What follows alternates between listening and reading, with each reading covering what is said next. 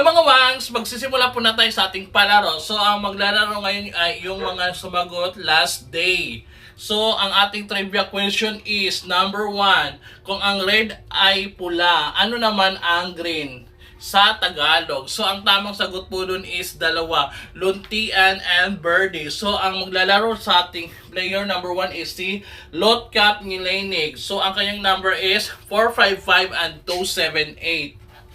Tingnan po natin ang kanyang kapalaran. Ito yung 455 and 278. Since ay mayroon pa pala.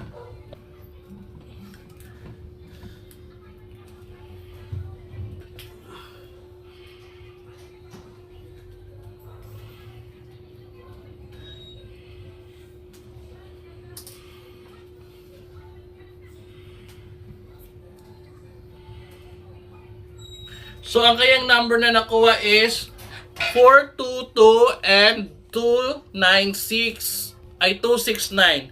422 and 269. 422 and 269 is Ligwak Ganarn. So, let's proceed to our trivia questions number 2.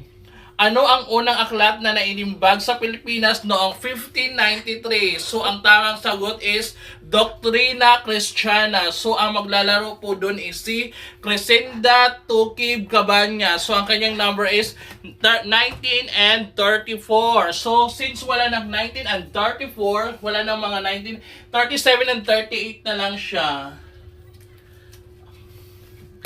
Yan ang patakaran kapag wala ako nakukuhugot.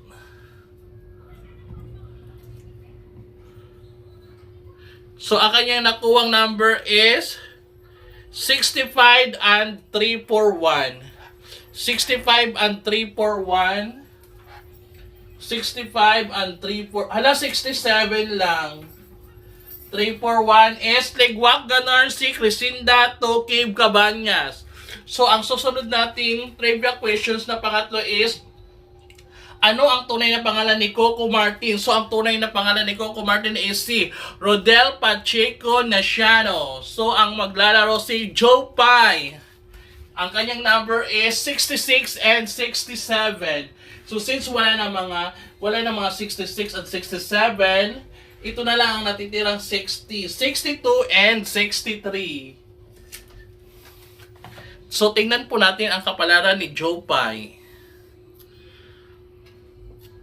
So, ang kanya nakuwang number is 149 and 73. Nakulog.